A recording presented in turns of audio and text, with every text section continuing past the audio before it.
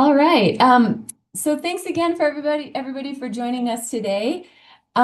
We are really excited to welcome Colleen Fisk and Mack Long from Backcountry Horsemen of America, and they're here today to talk about light on the land education tools for low impact stock use. Horses, mules, and other types of stock are connected to many aspects of American wilderness, helping carry riders, gear, and supplies deep into the backcountry while providing companionship and maybe even some entertainment along the way. Traveling with stock in the backcountry can be amazing, but proper handling and etiquette is essential to minimize impacts. So that's why we're really excited to have Mac and Colleen here today to share this new program, I think, I'm not sure how new it is, from BCHA about low impact stock use. Colleen currently serves as Education Committee Chair for Backcountry Horsemen of America, and she's been an active member of their Alaska chapter since 2013. She holds degrees in animal science and education, and she grew up camping and horseback riding in South Central Alaska, where she's calling in from today. And Max serves as the state chair for Backcountry Horsemen of Montana, where he's been an active member for 36 years. He spent 30 years in fish, wildlife, and natural resource management, then moved into outfitting in the Bob Marshall Wilderness. He currently teaches horse and mule packing classes along with the light on the land techniques you'll learn more about today.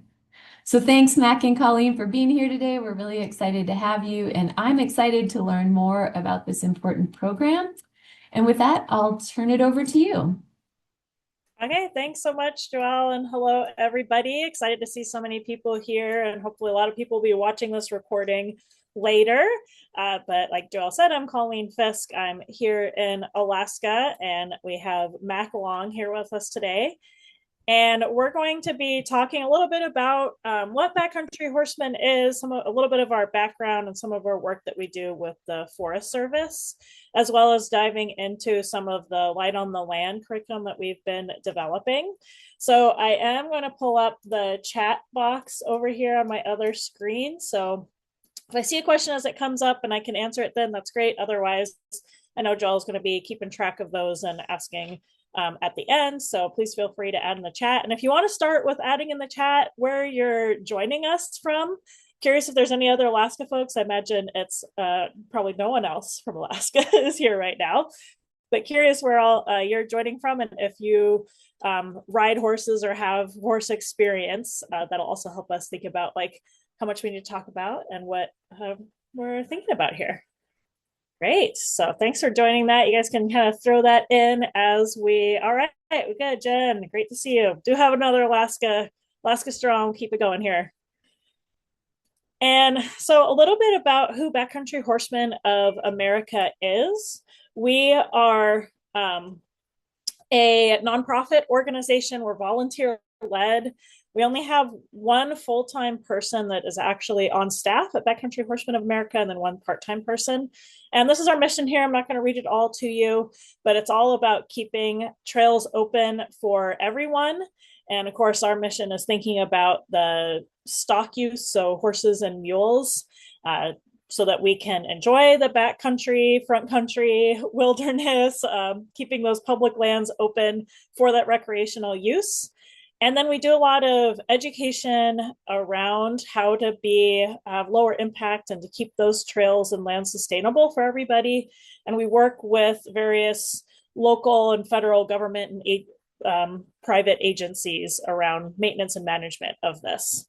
So that's and then we are a umbrella organization. So that's the national organization. There's 31 states who have who are backcountry horsemen. They have their affiliates of the national organization. Then there's chapters within each of those states. So in Alaska, we only have 2 chapters. Some states only have 1 chapter. And then Montana probably has like 30 chapters. I don't even know how many. Matt can tell us when we get to that, I'm sure.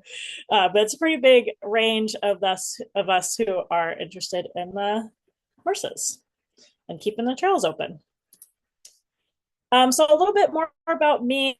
It's a great bio about, I grew up here in South Central Alaska, And most of my experience is around recreational use. So, mostly for the enjoyment side of things in terms of getting out into the backcountry, having horses as a great way to actually travel and get further back than you can on like foot or bike. And I've been doing that since I was, my parents threw my sister and I on a pony together and let us out into the back country. So I'm very fortunate that I've been able to be raised in that way. And then when I was in 4-H in high school, learned much more on kind of these light on the land principles. It wasn't called that then, but that way of really being able to pack and use and the best ways to actually go in the backcountry so that it's safe and more comfortable for you, your horses and mules, and for the land.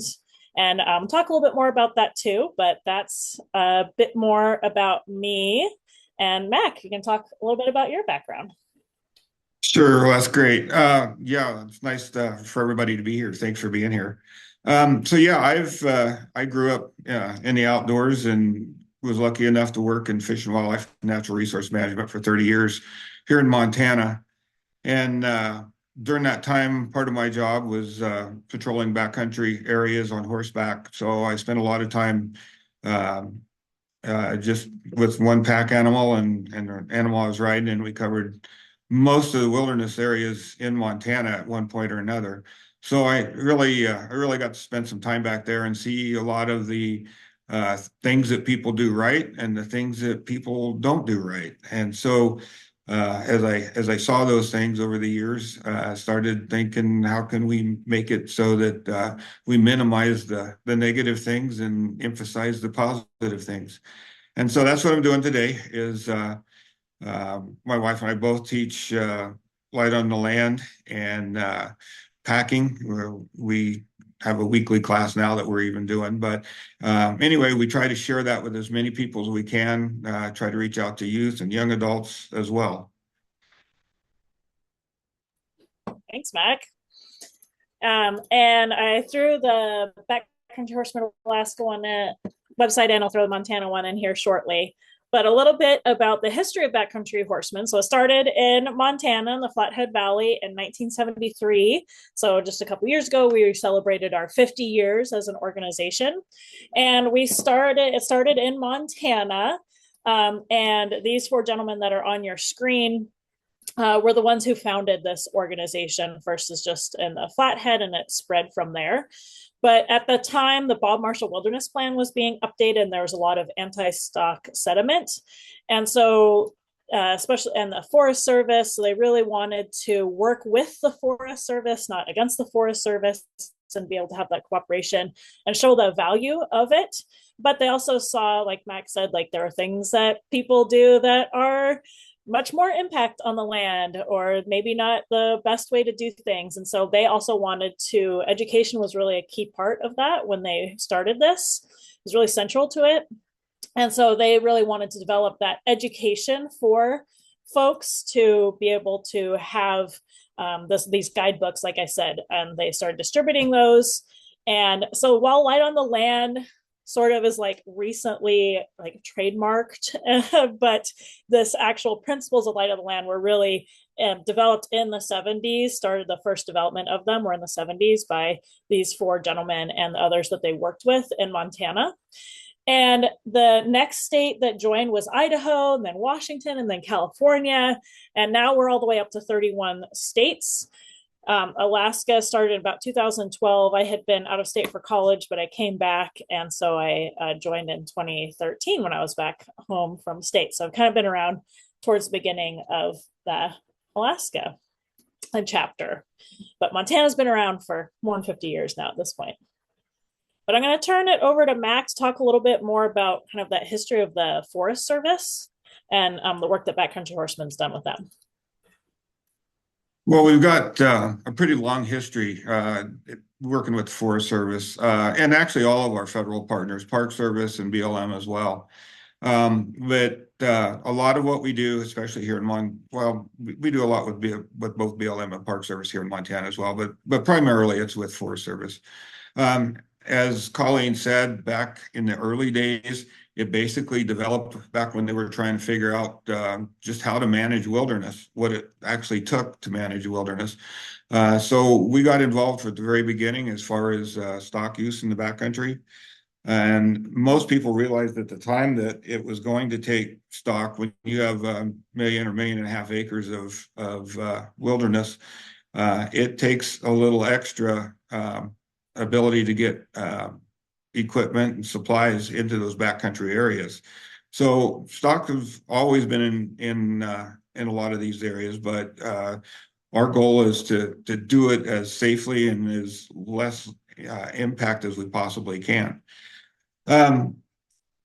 Number one thing that we're trying to do is protect the natural resources. When done properly, stock use has minimal impacts on a resource. And often what our goal is when we leave an area, you can't tell we were there. And so that's our goal, and that's what we try to do.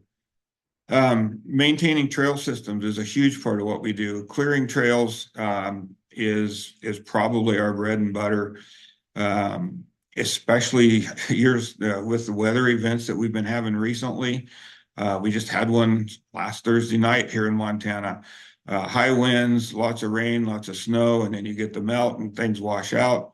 We're having major impacts on all the trail systems in the state, and this is way bigger. I looked at some aerial photographs between Idaho and Montana on the state line on some trails, and there's just thousands of trees down. So there's plenty of work for everyone, but that's really our bread and butter, is trying to work with the Forest Service, determining which trails need to be done, and then trying to help them get that done.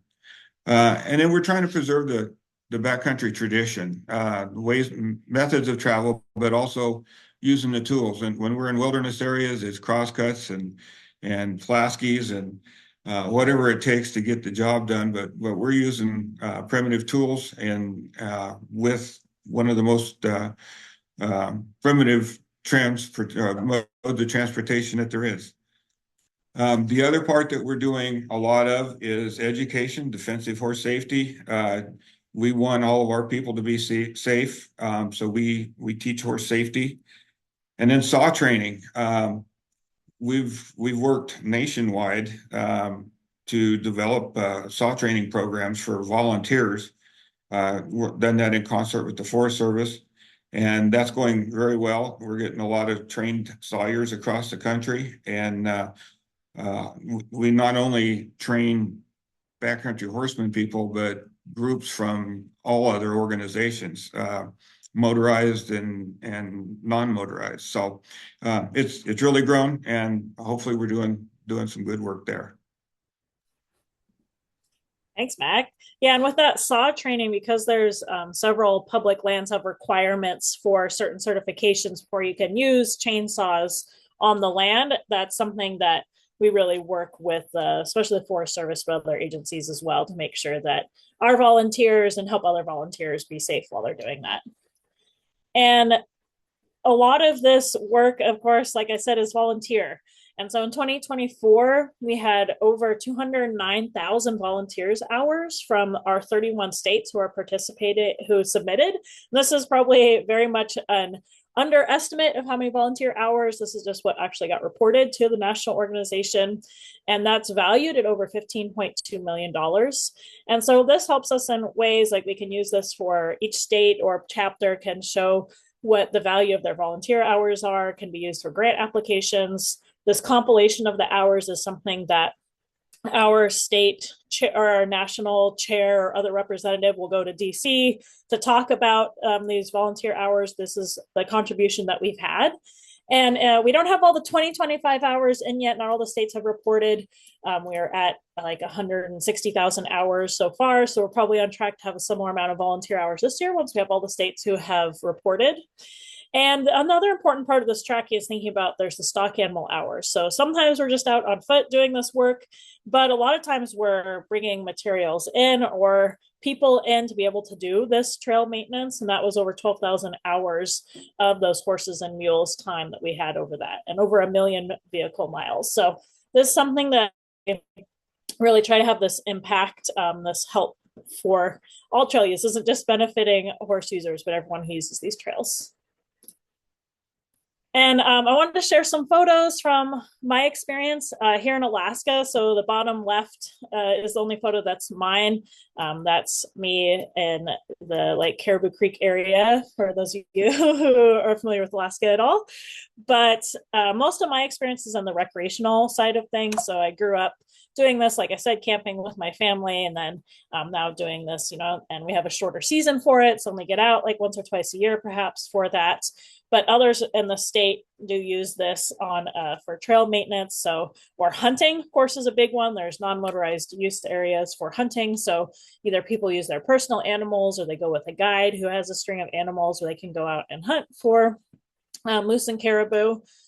A lot of our areas in Alaska where these trails are don't have as much restricted use. So a lot of times the work is being done with motorized vehicles, but there are, of course, other places where, like you can see kind of in this left photo, top left photo right under the title, that there are not everywhere, of course, can you get with a motor vehicle. And so we help out with that where we can. And turn this over to Mac to share some of his photos. Yeah, so couple of pictures here. A lot of the work that we do is in concert with other groups. We might be packing in like the Bob Marshall Foundation or Selway Bitterroot Foundation, Wild Montana Trail Crews, in addition to what we do with our Backcountry Horseman crews. But a lot of the packing that we do is either supplies, materials, decking for bridges, water bars, things like that. So that's most of what we do. And the picture on the right, I'll talk more about in a minute, but that was a gravel project, a gravel packing project that we did. But those are the kinds of things that we're doing primarily. Of course, we do the recreation side of it as well. But these pictures, basically, we're just showing some of the work that we've been trying to help with. And so all of this help, and this is like in the title of our presentation, we're going to spend some more time talking about this, is light on the land. And so this kind of light on the land term was actually used before Leave No Trace, but it wasn't a very formalized like curriculum or lessons or program before, but it was something that had been around in like the 70s and 80s. But when Leave No Trace started being developed, Backcountry Horsemen worked with Leave No Trace to develop principles for what it works with horses on the land. Now, often we can't be completely no trace with horses, unfortunately. And so we do think that like light on the land is more of an accurate representation of our efforts with the horses. And this light on the land, this was just trademarked like a year and a half ago or something. And this is curriculum that's developed from the ones that Backcountry Horsemen had developed with Leave No Trace before. But this is going on to expanding it and making it much more publicly accessible for those for all members. You don't have to like pay to have this curriculum. And we still like support Leave No Trace, and a lot of our members and states will still use Leave No Trace as part of their certifications. This is just an additional and expansion on that from the original principles that were developed in the 70s and 80s, even before the Leave No Trace. And so there's a lot of overlap, of course, with Leave No Trace. So you probably see some really similar guidelines to their principles that you have with Leave No Trace. But we're going to go through each of these. And if you want to learn more information, I just put in the chat the website where a lot of this information is. And we are really thinking about this responsible travel with horses and mules. And I'm going to turn over to Mac to start with the first one about plan your trip.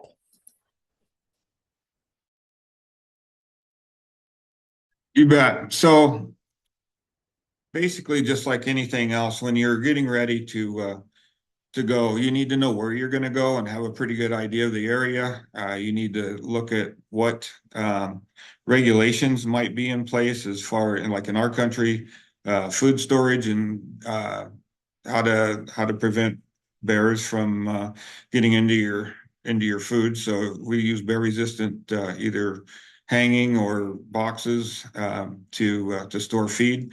So you need to plan on that before you go. how you're going to feed your horses. Are you going to be in an area that's got good graze, or are you going to be in an area that you're going to have to take your own feed? And if you do, then obviously you need to have that planned out and know how many nights you're going to be needing that. Looking at maps and understanding terrain, all those types of things, everything that goes into being ready for the weather that you're likely to encounter, all the basic things that everybody has to do whenever you're going into the backcountry. But the difference is on these is once you're there, you're going to need to know how to hold your horses at night, or how to get them fed, and how to properly do that on the ground without having negative impacts. And a lot of it is really training for your stock. And so, like, this is my photo in the bottom left as well. This was a trip on Johnson Pass. And so my friend Francine and I can see her riding her Mustang and leading her mule there. We had to, our horses were trained to be comfortable walking across bridges. There's a lot of bridges. There's two bridges where it's too narrow with the packs on. So we took the packs off and walked them across. But understanding and knowing that, and having your horses prepared for the types of obstacles that you're going to do, as much training as you can ahead of time for what the trail might be, and conditioning for the horse, but also training for how to keep your horses contained as well, which we'll talk about in a little bit. But there's a lot that goes into it. Such the important first step, and that takes a long time to have all of that ready. And you really want to travel responsibly. Once you're prepared and you're heading out on the trail, you want to stay on the trails, use existing trails, avoid muddy trails. Horses can have a really hard impact on trails, especially if they're wet. And so we especially think about that here in Alaska during breakup time is, okay, don't go out on our nice multi-use non-motorized trails, when everything's wet on the ground. Find other places where you're not going to be tearing up that land. And so it's,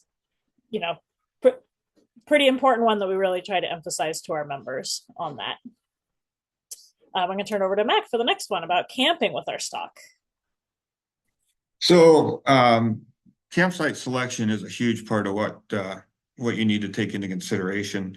We asked our folks to select an area that's off the main trail. I've seen camps set up right on trail, not just horse folks, but everybody, backpackers and everybody. They'll sit right on the trail, and it's kind of inconvenient for everybody. So that's kind of a big deal, get off the main trail. We talked about this a little bit before, but what about supplemental feed or grazing opportunities? You need to plan ahead and make sure you take plenty of that. And then selecting a highline area on a durable surface. And this highline here, you can see what we've got there is highline or is tree saver straps wrapped around the tree with the highline coming off of it. And giving them several feet away from the main tree itself so that there's no damage to roots on the trees. And then when you're done in this area, it's very easy to rehab that area. You can rake it just a little bit, kick any piles of manure out of the way, throw a few branches down, and get a rain on it. And it looks like it hasn't been disturbed at all. So those are just some of the things that when you're camping with stock, you have to take into consideration to lessen your impacts. And we've hit on this a couple of times, but really thinking about the feed for your animals. It's part of the planning ahead of time. And you really have, knowing the area or talking with people who know the areas, they're going to be grazed there that time of year, how much graze, you don't want to overgraze it and completely deplete the resource or have too much of an impact. If you need to bring in feed or hay, make sure that you're using weed-free hay so that you're not having those invasive weeds, so that the area can just really bounce back right away within a week after having them there. And so then we still keep it great for everybody. I've been to too many camp areas where people are, the hunt camps are what I see a lot when I'm going out, not during hunting season, and just see how much damage is there. And so I really try to, hopefully we try to reach some of those hunters to help them with that education, but that we aren't having the same impact and we can actually leave those camp areas better than when we left it. And so those are the main principles and the highlights of some of the things about thinking about light on the land. And we feed your stock a couple of days ahead of trip.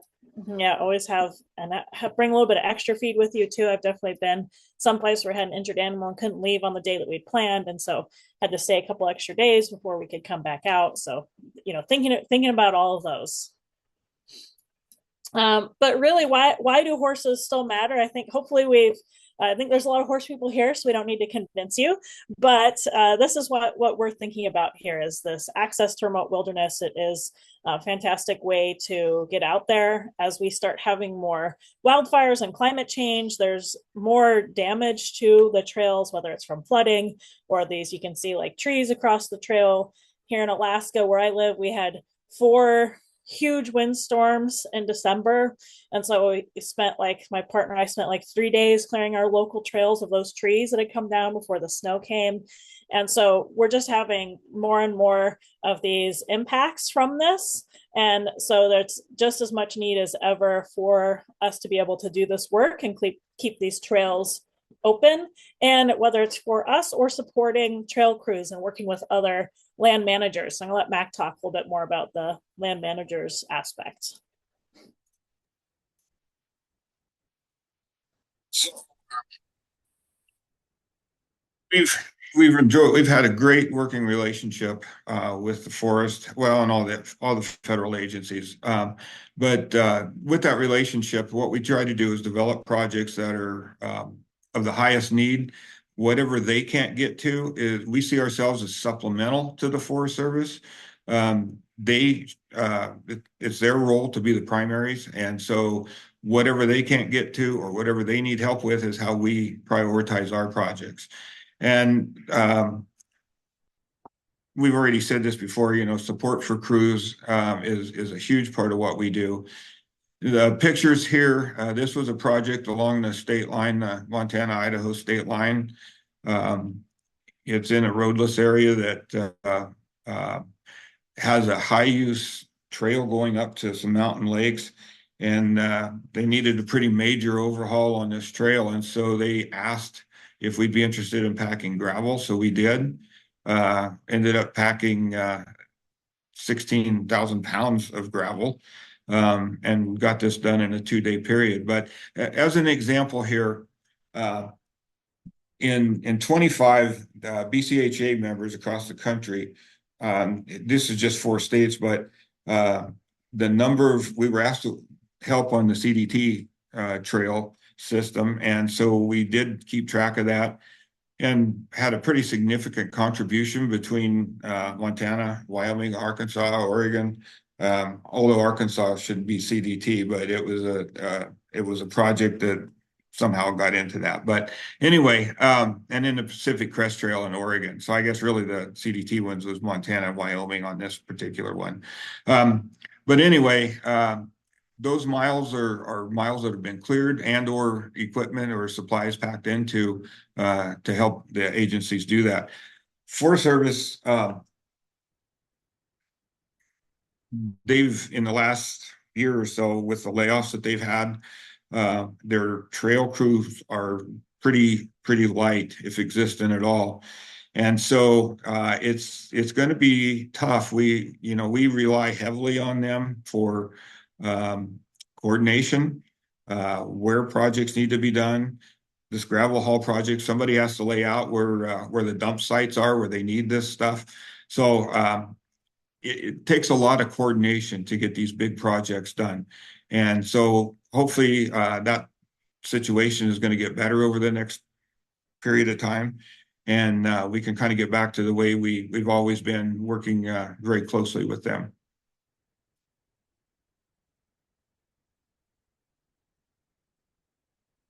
This one's you too, Mac. One of the biggest things that we see is education and reaching out to our future users of the backcountry, whether they're stock users or hike or bike or whatever they want to do.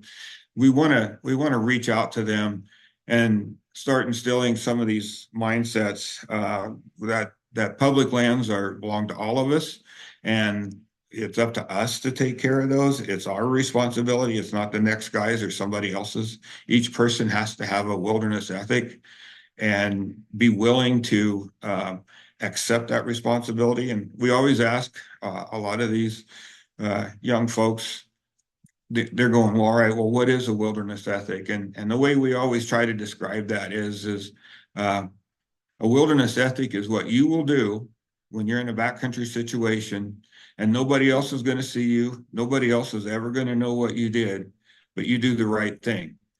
And that is your wilderness ethic. That's what you will do. And that's what's in their heart and in their gut.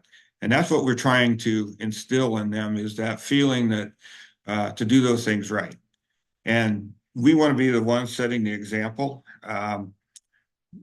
If we don't do it right, then likely somebody else is going to see that or observe it or see our whatever impact we left. So if we do it right, we kind of spread the word by doing that. So education and reaching out to not only youth, but young adults and even older adults.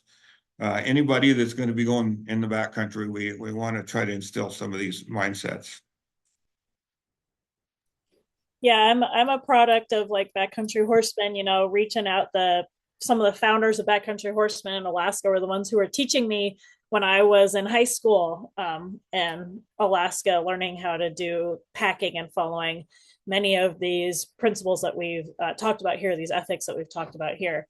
And we continue to partner in Alaska really closely with our local 4-H Horse Council so that we're partnering together. And but still also reaching out, a lot of at the national level, I'm like one of the youngest people there as one of the representatives from the states. And so, but there's so many people who are still willing to learn. Doesn't have to be just a young person who is interested in learning, although that's, of course, an important part of what we do. And so one of the last things we want to end with here before we move to questions is that we've started this Light on the Land video series. These are pretty recently published on YouTube. They were actually taken. We did kind of a mini clinics for all of the national delegates who attended our national meeting last year. And so we recorded those videos and we edited quite a bit, a lot, had to take out a lot, unfortunately, as part of this. But if you want to watch these videos, trying to hit the send button here. All right, there we go. You can see them here, and I'm going to see I did optimize for video and sound. So I'm going to give this a shot here, watch a couple-minute video, and this will be kind of one of the last things we show here before questions. So maybe Joel or Jeff, you guys can give me a thumbs up if you hear this all right when it comes through.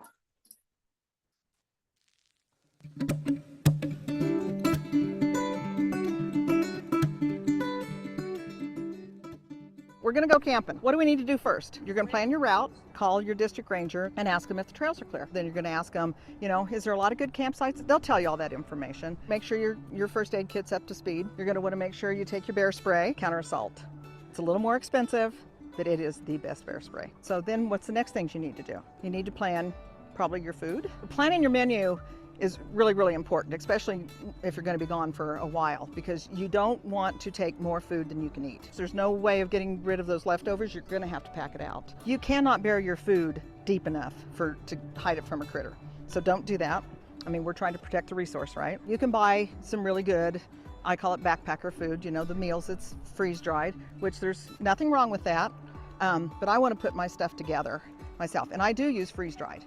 So I use freeze-dried veggies. I have freeze-dried fruit. So I've got strawberries, blueberries, bananas, apples. I've actually got freeze-dried potatoes. Freeze-dried's expensive. It's very expensive food.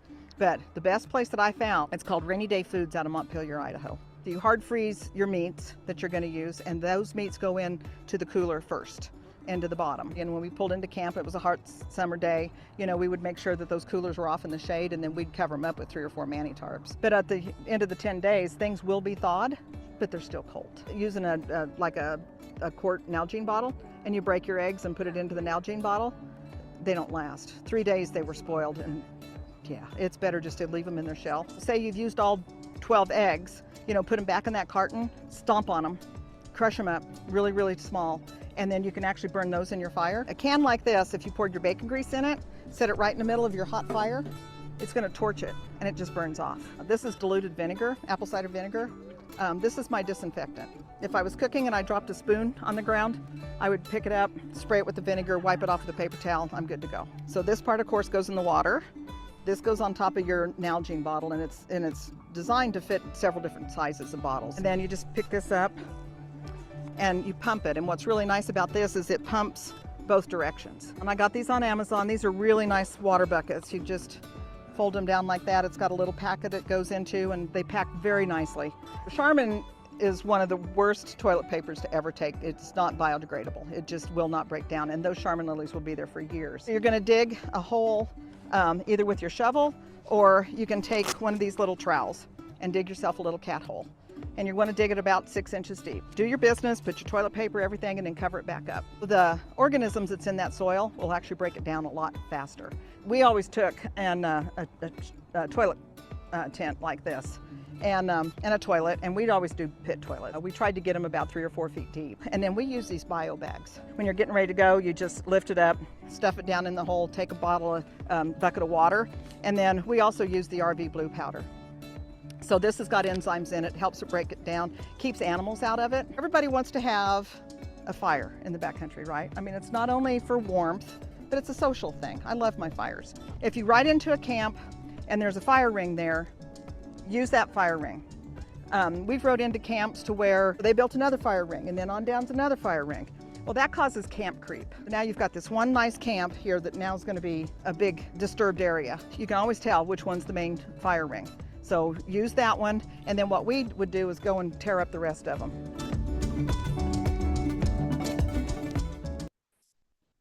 So this is one of the videos. Mack's own wife, Connie Long, is fantastic and helps with the education as well.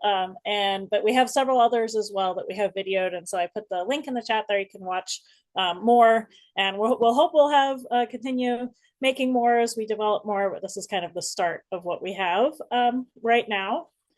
And so, yeah, we're really starting to share these videos, and the state and chapters do local education. I'll let Mack talk a little bit more too about some of the other education that like he sees too in Montana and around the US.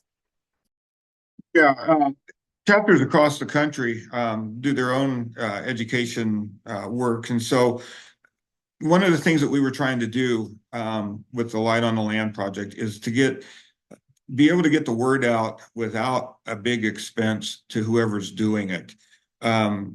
There's a lot of requirements under the L&T that require insurance and different things. And so what we wanted was something that a chapter could take a hold of if they want to have a local training session.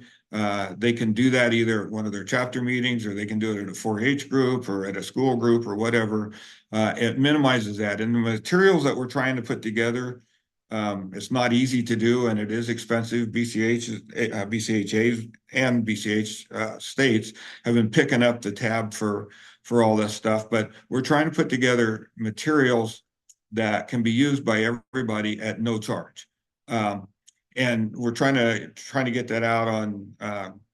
Colleen's good at doing computer stuff, and we have some other folks in BCHA that are really good with making it available, so that if you're in Virginia and you want to get something that's online in Washington State, just go online, download it, and we're including all that stuff in our materials that we're putting together. So it is a growing project. It's in its early stages.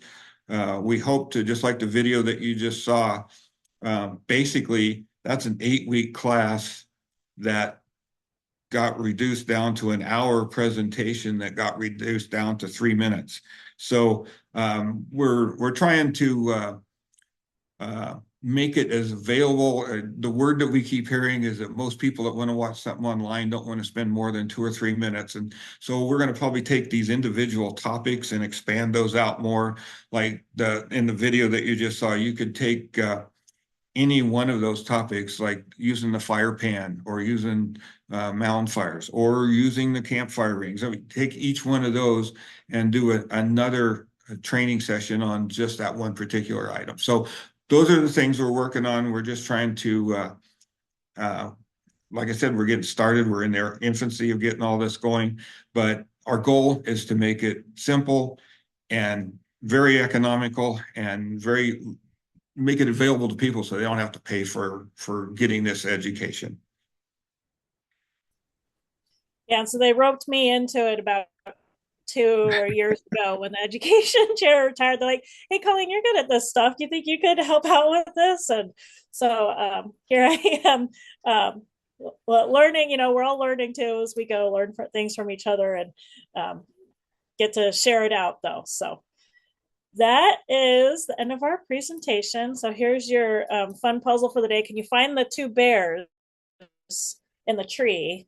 And then do you have any questions for us or things to jump in and add? Yeah, and I'll just say if you have questions, raise your hand. We have a pretty big group, so it might be challenging if folks just start speaking up, but we'll call on you in the order that we see your hands raised. And I'll get us kicked off. Well, I have two questions. One is more of a technical question. What do you recommend folks do when there aren't trees to set up a high line? So there's a few different methods. It's really comes down to a lot of training for your horse and the kind of horse that you have. You can do hobbles to kind of keep them close. You can do electric fences if they respect electric fences. I've heard of some people whose horses just like stick around close. They don't have them. Or if you just have one tree. One time we did it where we were supported with four-wheelers, and we did a low line between two wheelers so that we could keep them at least tied up and move around a little bit. So Mack, I'm sure maybe can add some more to that. Well, you can actually, if you have the ones that you covered is probably the most logical. The ones that are really tough to me, and I'm not an expert on that, but out in the desert types environments is where it can really get tough. But you're right. I mean, you can usually set up an electric fence. There's a couple different styles of hobbles that you can use, either foot hobbles or over the back that comes down and keeps them from moving. Again, that's part of your plan ahead and prepare. It's a great question. But you have to, depending on the area that you're going to, I mean, we're having the same problems up here in Montana. There are places that have burned now that you can't find good trees to tie, put your high line on. So you have to be inventive. I carry extra hobbles just for that reason, is because there are places that it doesn't work. So plan ahead and prepare. That's what you're doing. Yeah, thanks, guys. And for folks, if you're shy and you don't want to speak in front of the group and you still have a question, feel free to throw it in the chat. We are keeping an eye on that, and I'm happy to read it out for you. But I'll keep us going because I have another question. What would you say are the most common mistakes you see stock users making in the backcountry when it comes to level of impact that they might create? Well, I think probably tying to trees for an extended period of time. It's, if you do it for just a few minutes, if you got to get down and do something or whatever, it's not that big a deal. But leaving tied to trees for extended periods, if people are using electric fence or pickets, not moving them frequently enough. You need to move those on a fairly regular basis. And then the other one, although it seems to be less so all the time, but high line placement is a big deal. You want to try to get high lines placed on very durable surfaces so that you minimize your impacts. If it's a gravelly type surface, it's pretty easy to just rake the gravel back over and you're good to go, or mineral soil type stuff. So those are probably the biggest ones I see. I don't know about you, Colleen. Yeah, I think one of the biggest ones I see is people not balancing their packs before they go out. They don't get as super careful about making sure each pack is actually exactly the same weight. Even just like half a pound or a pound difference can start shifting it. And then you start having to reset on the trail, sometimes on a really steep area where it's really hard to do. You start injuring your stocks back. And so like being really careful about your packing, and that people will overpack a lot. I mean, I think this is kind of typical for any backcountry travel that people will do. They'll overpack or bring heavier things. And so those are probably the two ones I would add to what Max said there. Yeah, the other one I might add too is staying away from wet areas or water sources. You want to make sure that you're, a couple 100 feet back away from lakes or streams if you that's a requirement in some places, but just as a common rule, you want to try to do that as well. Thanks so much, you guys. It looks like we're getting some questions in the chat. So this is great. First question from Pam. Will Light on the Land be developing some signage to post in parking lots and at trailheads? We'd like to, yes, that would be something that would be nice. Absolutely. I can't say I guarantee exactly when that will happen, but certainly on our list of hope to have developed.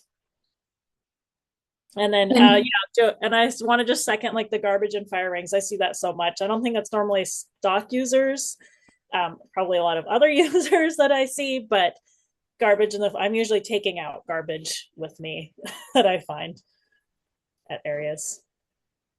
And then there's another question about recommended weight of for each animal. Do you have recommended weights to put on each stock animal? Yeah, it's pretty standard. Basically, you figure 20% of the animal's weight is what they can carry. So if you have a 1,000-pound animal, 20% of that's 200 pounds. So you could technically put 100 pounds on each side, but you should take the weight of the saddle included in that, which is usually about 30 pounds. So what we suggest is your packs, each load should be 65 to 70 pounds per side, and that's a good question because you want to take the minimum amount of animals that you can, because the fewer animals is less impact. So if you can get by with 1 or 2 animals, pack animals, then that's great. So you want to load as effectively as you can, but you don't want to overload the animal either. So they can carry 70 pounds to a side. They can carry more than that, but on occasion. But you could run them with 70 pounds per side every day, all summer long. And as long as they're being fed well, it's nothing. So that's the ideal weight. It's 20% of their body weight. Great answer. Thanks so much, Mac. Eileen asks, do you have recommendations for using llamas to pack responsibly? I do not have experience with llamas. I think a lot of this would apply to also llamas. But if people know folks who pack with llamas and can send us some information to add to this, or Mac, I don't know if you know folks who pack with llamas. We used to see more llama packing than what there is. We've seen recently, 15, 20 years ago, occasionally you would see them. I mean, there's even pack goats that are out there. But yeah, as far as the details or specifics to it, that's not me. And then another question from Janet. When I'm in the backcountry, bicycle people regard horse droppings as not light on the land. How would you respond to this while in the backcountry? This is a tough question, so sorry to put you on the spot, but. Yeah, this is a tough one. We encourage our folks that if you're on a single track trail or otherwise a narrow trail, that you kick poop off of the trail so that it's spread out. It doesn't have, because they are herbivores, it doesn't have the same issues as like dog poop on the trail that you want to actually like pick up and take out. And so that's what we say, that biodegrades much more quickly. We're using weed-free hay as part of it. So that's our, what we talk about is really kicking off those narrow trails, so that you're not having a negative experience for other folks who aren't also on a horse or mule. I don't know if you have anything to add to that, Mac. No, I think that pretty much covers it. Yeah, I mean, it's a shared responsibility when you're back there. So, yeah, I think you answered it. All right, next question from Joelle, not me though. What do you think is the best education method of teaching folks the importance of feeding weed seed-free hay, not only when in the backcountry, but also before they head out to prevent invasive species spread. Yeah, that's also a very good point. If you start feeding your animals certified hay 2 to 3 days ahead of time, they get cleaned out. So it's not uncommon. What can you see? Well, at one point in time, within the first 3 miles of a trailhead, is when the weed situation you'd start seeing weeds that aren't even traditionally in that area. So it's really important to feed your stock a couple days ahead of time. Get them cleaned out, because otherwise you're just dragging a weed seed with packed in fertilizer and dropping it along the trail. Also, I'll say, Backcountry Horsemen is probably one of the leading people that's doing spray projects, trying to get rid of weeds. So anyway, that's the biggest thing I see, is just make sure you're feeding ahead of time. And I'm sorry, the rest of the question was what? I think it's the education method, which I don't know that we have, a specific method. It's part of including it in our curriculum, and part of our trainings is that we talk to people about that, is not feeding it ahead of time. Well, that's a good segue maybe into one of my questions, which is how can organizations outside of BCHA help spread the word? Because I think you guys are doing a great job of, getting out there, helping out the Forest Service, helping out organizations, doing the education, but together we have a really far reach. So yeah, how can they get involved? Yeah, it definitely takes all of us. I think hopefully, I don't know if we said it quite explicitly, but really partnerships is such an important part of what we do at the national, state, and local level. And so that's part of why I really appreciate you having us on here today. And so, how can others help? I mean, I've shared the link to the website so that you can download that. You can share with horse users in your life who may not be part of Backcountry Horsemen. Really educate others about this. Is maybe not quite exactly on the same tract, but an important part of other education that we do is how to meet horses on the trail. Who yields to horses, how to react when you see horses on the trail. I'm often telling people, like, don't just stand off to the side and be quiet and silent, because then they think you're being sneaky. Like, please, yes, you can get off your bike or stand off to the side, but please talk to the horse so that they know that you're a friendly human being. Talk to the rider, talk to the horse. And so spreading those types of messages, and also that if you do see a horse user or see impacts of horse user that are negative, is please don't judge all of us by one bad instance. And I do the same thing with bikers. I've had bad and good experiences with bikers, hikers, four-wheelers, and I don't try to judge them all for that. So I hope that you can also consider that we're trying to do education, but there's still always the bad actors that are out there. Anything to add, Mac?